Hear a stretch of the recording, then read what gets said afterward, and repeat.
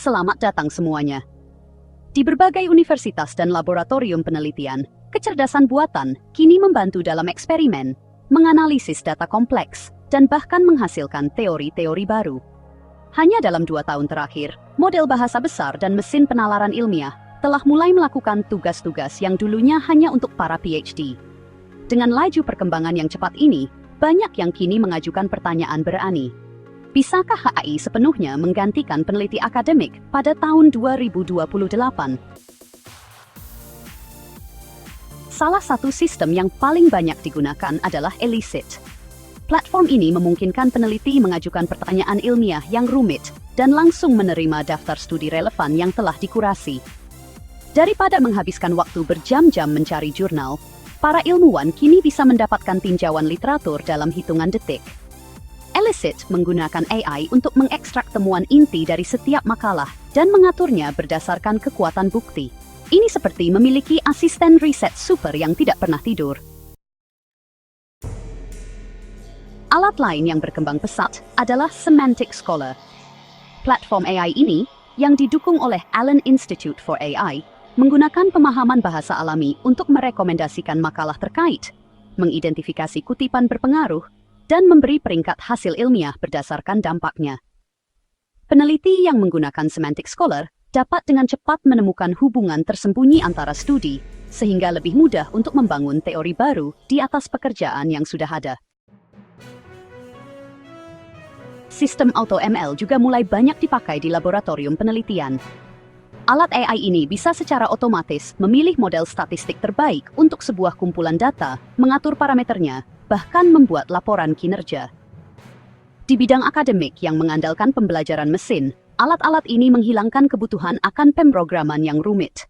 Peneliti bisa fokus pada pertanyaan yang tepat, sementara AI menangani pengaturan teknisnya.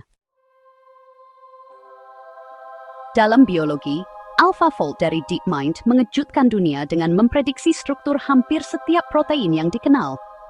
Pencapaian ini telah membingungkan peneliti manusia selama puluhan tahun. Sekarang, hanya dengan beberapa baris kode, ilmuwan dapat mengakses model protein ini dan mengembangkannya dalam penelitian mereka sendiri. Apa yang dulunya membutuhkan kerja laboratorium bertahun-tahun, kini dapat terjadi hanya dalam hitungan menit di komputer. Otomatisasi laboratorium juga berkembang pesat. Sistem robotik yang ditenagai AI dapat menjalankan seluruh rangkaian eksperimen tanpa pengawasan manusia. Sistem ini dapat menguji ribuan sampel, mengubah variabel, dan melaporkan hasilnya sambil belajar dari setiap siklus. Dikenal sebagai laboratorium otomatis, mereka sudah digunakan dalam ilmu material dan penemuan obat.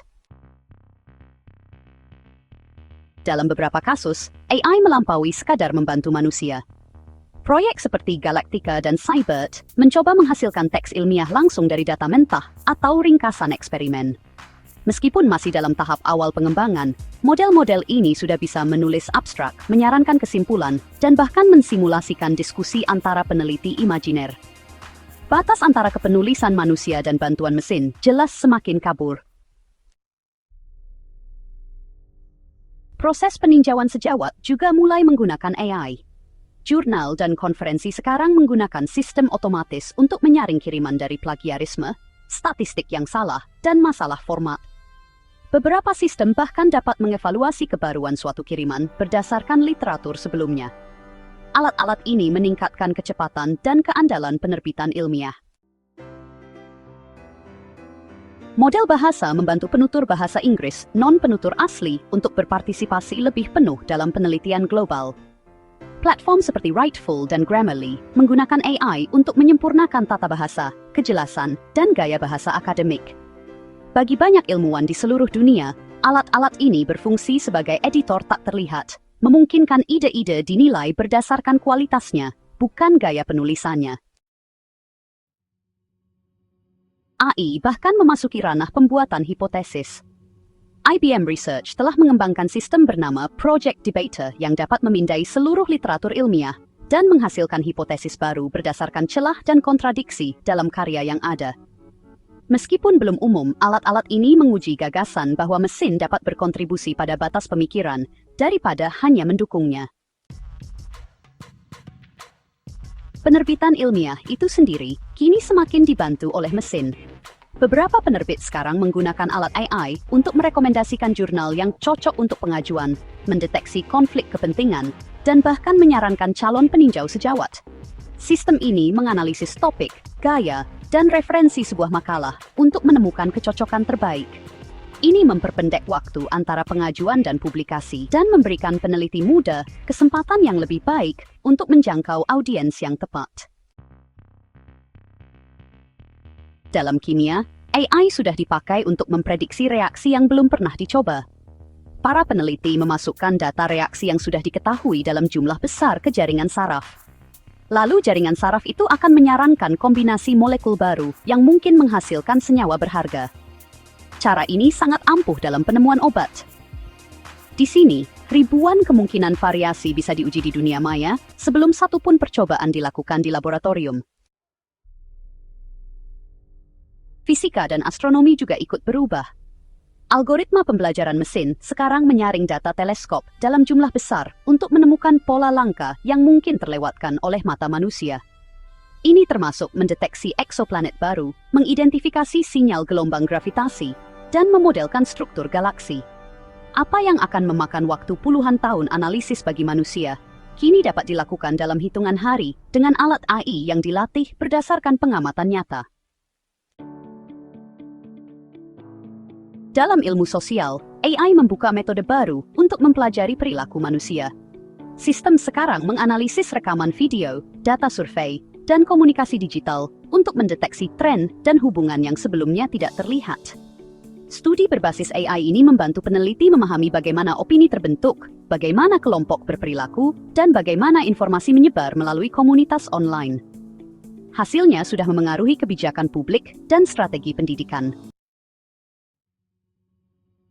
Mungkin yang paling mengejutkan adalah bagaimana AI membantu mengungkap kesalahan dalam penelitian sebelumnya. Alat analisis retrospektif dapat memindai ratusan makalah yang diterbitkan dan menandai kesalahan statistik, hasil duplikat, atau pola data yang mencurigakan. Tinjauan berskala besar semacam ini tidak mungkin dilakukan sebelumnya. Ini menjadi pengaman yang meningkatkan integritas catatan ilmiah. Seiring dengan kemajuan AI, definisi seorang peneliti mungkin akan mulai bergeser. Daripada menghabiskan bertahun-tahun menguasai setiap alat, ilmuwan di masa depan mungkin akan fokus pada membimbing sistem cerdas, merumuskan pertanyaan-pertanyaan penting, dan menafsirkan hasil. Aspek kreatif dan etis dari penemuan bisa menjadi lebih sentral, sementara tugas-tugas yang berulang ditangani oleh mesin. Ini menimbulkan beberapa pertanyaan yang sangat penting tentang kepengarangan dan kredit. Jika AI mengajukan hipotesis, merancang eksperimen, dan bahkan menganalisis hasilnya, siapa sebenarnya yang berhak disebut penulis makalah itu? Akankah institusi mulai memberikan pengakuan tersendiri kepada kontributor digital dalam database ilmiah? Pertanyaan-pertanyaan semacam ini sudah memicu perdebatan di kalangan akademisi, dan standar baru mungkin sudah di depan mata. Pelatihan ilmuwan baru juga bisa berubah drastis. Daripada belajar pemrograman dan teknik statistik dari awal, siswa mungkin diajarkan cara bekerja dengan alat AI sejak awal. Pendidikan penelitian mungkin akan lebih banyak tentang kolaborasi dan strategi, lebih sedikit tentang metode manual. Generasi peneliti baru akan tumbuh dengan sistem ini sebagai rekan sehari-hari mereka. Beberapa ahli percaya bahwa AI pada akhirnya bisa melakukan penelitian secara mandiri. Dengan akses ke data, komputasi, dan tujuan, sistem yang cukup canggih mungkin akan mengusulkan jalur penyelidikan yang belum pernah dibayangkan manusia. Bahkan, AI bisa mendeteksi pola yang tidak mampu dilihat manusia karena keterbatasan kognitif. Apakah ini akan dianggap sebagai kecerdasan sejati atau hanya otomatisasi tingkat tinggi, masih menjadi perdebatan. Dalam beberapa tahun ke depan, kita kemungkinan besar akan melihat semakin banyak perpaduan antara penelitian manusia dan mesin. AI tidak akan menggantikan semua ilmuwan, tetapi akan mengubah apa yang mereka lakukan dan bagaimana mereka melakukannya. Pada tahun 2028, banyak laboratorium mungkin akan lebih bergantung pada AI daripada pada staf pasca doktoral. Pergeseran ini dapat mendemokratisasikan sains, mempercepat penemuan dan mendefinisikan ulang apa artinya menjelajahi hal yang tidak diketahui. Terima kasih banyak sudah menonton. Tolong suka dan berlangganan. Entah AI menggantikan peneliti atau hanya mengubah cara ilmu pengetahuan dilakukan, satu hal yang jelas. Peran rasa ingin tahu manusia sedang berkembang. Penemuan akademis mungkin tidak lagi hanya milik manusia. Pada tahun 2028, mesin bisa berkontribusi lebih dari yang pernah kita bayangkan, menantang apa artinya berpikir, belajar, dan mengetahui.